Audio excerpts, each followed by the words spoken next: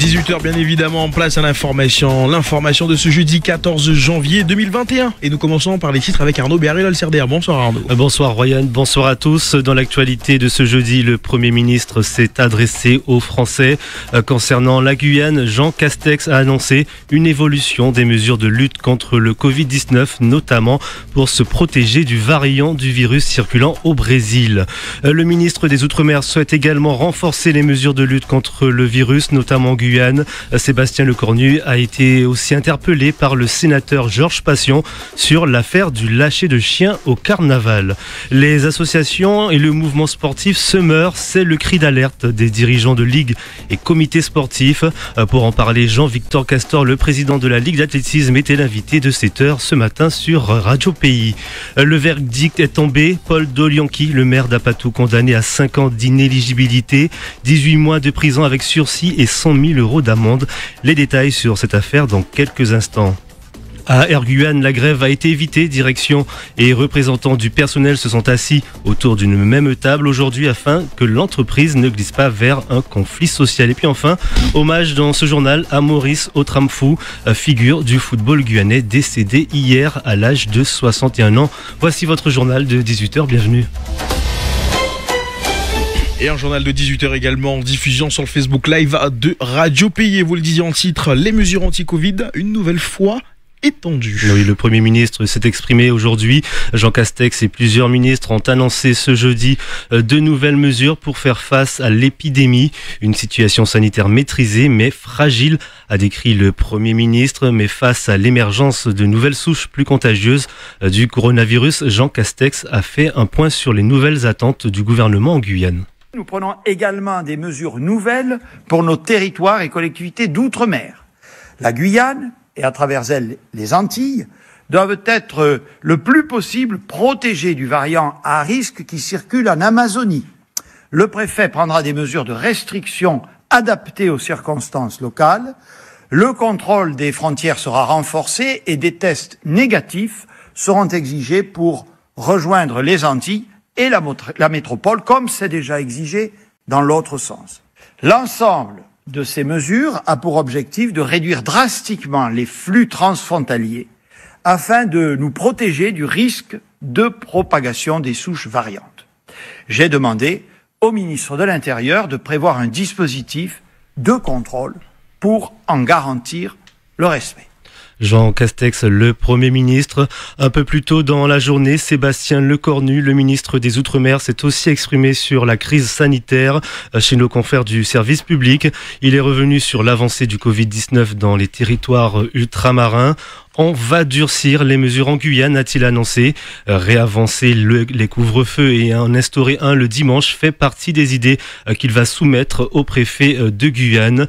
Une cellule interministérielle de crise est d'ailleurs prévue demain matin à la préfecture de Cayenne. Et justement, l'affaire du chien au carnaval a fait du bruit jusqu'à Paris. Puis, réunis au Sénat, des parlementaires ont interpellé le ministre des Outre-mer, Sébastien Lecornu, sur l'affaire qui a ému une grande partie de la Guyane dimanche soir. Lors d'un défilé carnavalesque illicite à Cayenne, un chien policier avait été lâché sur des manifestants. Comme beaucoup d'élus, le ministre s'est lui aussi montré ferme contre l'utilisation de ces méthodes. Écoutez-le. Les chiens ne font pas partie de la doctrine d'emploi en matière de maintien de l'ordre dans les Outre-mer. D'ailleurs, je ne suis pas certain que ce soit le cas non plus dans l'Hexagone. Je ne suis pas spécialiste de ce sujet dans l'Hexagone. En tout cas, pour les Outre-mer, il est clair que les chiens ne doivent pas être utilisés, c'est le cas dans la doctrine, et n'ont pas vocation à être utilisés dans le cadre du maintien de l'ordre. Je ne serai pas beaucoup plus bavard parce que une enquête judiciaire est en cours. C'est une bonne chose que l'autorité judiciaire se soit évidemment saisie. Et donc l'IGPN a été saisie, non pas dans le volet d'une enquête administrative, mais dans le cadre d'une enquête judiciaire sur l'autorité des magistrats, pour justement éclairer et donner la réponse qu'il convient d'apporter à cet événement qui évidemment suscite de l'émotion de manière bien légitime. Sébastien Lecornu, ministre des Outre-mer. L'association et les associations et les mouvements sportifs se meurent. Voilà ce qu'on peut lire dans un courrier adressé en début de semaine au président de la CTG, Rodolphe Alexandre, et au président de l'association des maires, François Ringuet. Un courrier signé par les 18 présidents des ligues et comités de Guyane. Dans celle de l'athlétisme, son président Jean-Victor Castor était invité de 7h ce matin sur Radio Pays. Les conséquences économiques sont catastrophiques, sans compter les conséquences sociales, a-t-il expliqué au micro de Victor Zamit. Tous ces gamins-là, qui sont déjà partis dans la nature et les autres qui vont suivre, on voit la situation déjà en Guyane avec les fléaux qui sont là, le phénomène des mules, la délinquance, etc. Moi, je regarde pour l'athlétisme, le profil de nos athlètes. Nous avons beaucoup d'athlètes qui sont des quartiers défavorisés et donc ils sont déjà dans des situations précaires au niveau donc de leur environnement familial. Nous avons un rôle d'éducateur aussi, nous avons un rôle d'encadrement aussi. On ne peut pas laisser donc ces gamins-là dans l'oisiveté. Moi, je suis en colère et je pense que beaucoup de présidents de ligue sont comme moi. Nous sommes en colère, les parents sont en colère, les bénévoles sont en colère et je pense que c'est la même colère que nos élus doivent avoir et on doit être unis et aller voir le préfet pour lui dire que bon voilà quoi, il y a des choses qui ne sont pas acceptables et on ne veut pas rentrer dans cette spirale infernale où on laisse tout un pan donc de la population sans activité sportive. Ce n'est pas cohérent, en plus les mesures elles sont beaucoup plus strictes ici qu'en France, ce n'est pas normal, il n'y a pas d'explication et les arguments que nous avons sont des arguments qui sont, voilà, on peut rien y opposer. Jean-Victor Castor, président de la Ligue d'athlétisme. Une interview à retrouver sur la chaîne YouTube de Radio Pays. Un char militaire crée l'inquiétude sur les réseaux sociaux. Oui, plusieurs photos et vidéos capturées ce matin à Rémière-Montjoly montrent un char d'assaut débarqué sur le quai du port de Dégradé-Cannes. Depuis, certains utilisateurs des réseaux sociaux ont commenté cette arrivée, mais tout n'est pas forcément juste. On pouvait lire par exemple, l'armée a été appelée en renfort pour contrôler le carnaval. Alors selon nos informations, cet engin blindé n'est plus opérationnel pour combattre. Il sera utilisé comme cible pour des entraînements au tir des militaires par les forces armées de Guyane. Donc rien à voir avec des éventuelles opérations de maintien de l'ordre. Radio Pays, la suite du journal, Arnaud Béhari-Lolsirder. Paul Dolianki condamné par la justice. Oui, la tourmente judiciaire du maire d'Apatou continue. C'est sur une affaire de détournement de fonds que le tribunal a délibéré ce jeudi. Et Paul Dolianki a été condamné à une lourde peine, 18 mois de prison avec sursis, 100 000 euros d'amende et 5 ans d'inéligibilité. C'est d'ailleurs la peine la plus sévère prévue par la loi. Clément Buzalka. Oui, Paul Dolianki impliqué dans plusieurs affaires judiciaires, détournement de fonds, prise illégale d'intérêt et favoritisme, mais aussi une affaire de trafic de drogue dernièrement, vit a priori ces derniers jours comme maire d'Apatou. La justice a tranché et la peine prononcée par le tribunal de Cayenne est plus lourde que prévu pour l'actuel élu. En septembre, le procureur requérait une amende de 50 000 euros. Elle a donc été doublée par le tribunal, 100 000 euros d'amende, une peine de prison avec sursis, mais surtout 5 ans d'inéligibilité. C'est, comme vous le disiez, le maximum prévu par la loi. Mais pourquoi le maire d'Apatou était-il poursuivi dans cette affaire ? Les juges reprochaient à Paul Dolianki d'avoir embauché sa concubine comme employé de mairie et un homme comme consultant pour 170 000 euros sur 2 ans. Dans les deux cas, l'élu n'a pas respecté les procédures légales et les mises en concurrence.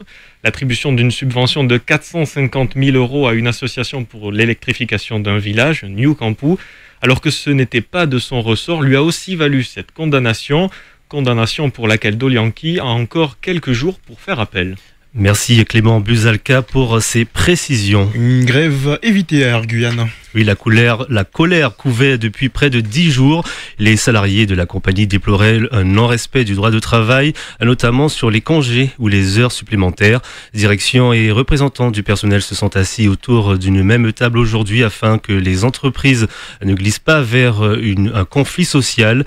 Les revendications ont été entendues, précise Olivier Misère, pilote et membre du syndicat national des pilotes de ligne. Sur l'ensemble des revendications en fait qui avaient été transmises à la direction, Monsieur Christian Marchand les a étudiées, les a prises en compte, les a remises aussi dans un contexte, puisque naturellement pour certaines d'entre elles il faudra un certain temps pour réanalyse, pour le principe des heures supplémentaires, pour le principe des congés, les principes toutes les demandes qui correspondaient à des demandes de droit en quelque sorte. On a trouvé un accord et on peut dire aujourd'hui que les salariés sont plutôt satisfaits et soulagés car personne n'avait envie de rentrer dans un conflit long et dur pour des choses qui relevaient du droit des salariés. Le protocole d'accord sera mis en place graduellement car Air Guyane souffre de la crise, plaide son PDG Christian Marchand. Les salaires ont été payés. Bon, il y a un problème d'heures supplémentaires, mais bon, vous savez, je voudrais vous rappeler qu'on est en crise Covid, je ne cesse de le dire, et que l'entreprise souffre dans toutes les entreprises de Guyane, de Navarre et du monde, du manque de recettes, du manque de rentrée d'argent, et a du mal à joindre les deux bouts. On a acté un certain nombre de choses, mais dès lors où les choses iront mieux. Maintenant, j'espère que mon personnel qui m'accompagne depuis 18 ans aura à cœur de comprendre que l'argent ne tombe pas du ciel et qu'il faut que les avions volent pour que le service public se réalise et que les factures soient payées par les donneurs d'ordre. Des réactions recueillies par Florian Royer. Disparition d'un célèbre footballeur guyanais. Oui, Maurice Otramfou, qui jouait au club colonial, devenu aujourd'hui le CSCC, au début des années 70 jusqu'au début des années 80. Il a également mené la sélection de Guyane. Il laisse un souvenir indélébile à Hubert Cantou, directeur technique de la Ligue de foot, qui faisait partie de la même équipe. Le gros souvenir que j'ai de lui, c'était on organisait un concours du jeune footballeur et le jeune footballeur partait après en métropole. Et le premier concours qui a été organisé ici, c'est lui qui a été lauréat. Très très bon joueur de grande taille avec un gros volume de jeu. Donc il pouvait jouer aussi bien milieu de terrain que carrière centrale. Et même derrière l'attaquant, parce qu'il avait un bon jeu de tête. C'était un personnage qui était facile pour créer des liens. Il n'avait aucune difficulté, ni de communication avec les autres. Au contraire, très sympathique, très ouvert, attirant la sympathie des gens. Voilà. Maurice Otramfou, qui se faisait appeler l'artiste, avait 61 ans.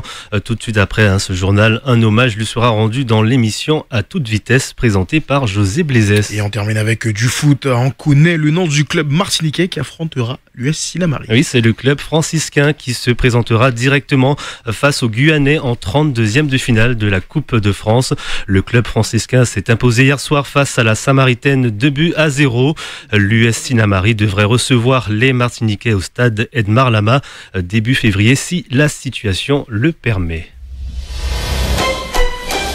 Merci beaucoup Arnaud Berry. Le prochain moment de l'information, ça sera demain dans les matinales dès 5h avec Victor Zamit. Le retour à 13h d'Ed Medouzi. Quant à vous, vous êtes là à 18h. Merci, une très belle soirée à l'écoute de Radio Pays.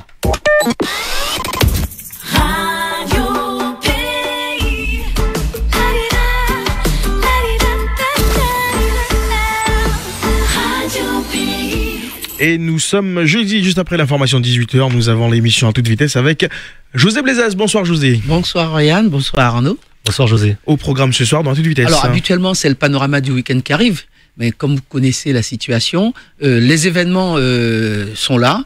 Et nous allons rendre hommage, Arnaud vient de le dire, à un joueur qui a vraiment marqué de son empreinte l'histoire du football, avec son club, le club colonial, qui est devenu aujourd'hui le CSCC, le club sportif et culturel de Cayenne. Vraiment, Maurice Otramfou a fait plein de choses. Il avait 61 ans, mais ne vous en faites pas. Il y aura quelques réactions directes. Et puis, on peut le dire, la surprise de l'émission, c'est il y a 1 heure exactement, Cyril Guimard, que vous connaissez bien. Oui. Voilà, c'est un coureur. Né en 1947, ancien coureur professionnel et tout ce qui s'ensuit, sera dans notre studio. On va terminer l'émission avec lui, en direct. Et tout ça à suivre également en radio avec l'émission de José Blaisès. À toute vitesse, on fera quelques petites photos, histoire de mettre sur les réseaux, vous inquiétez pas.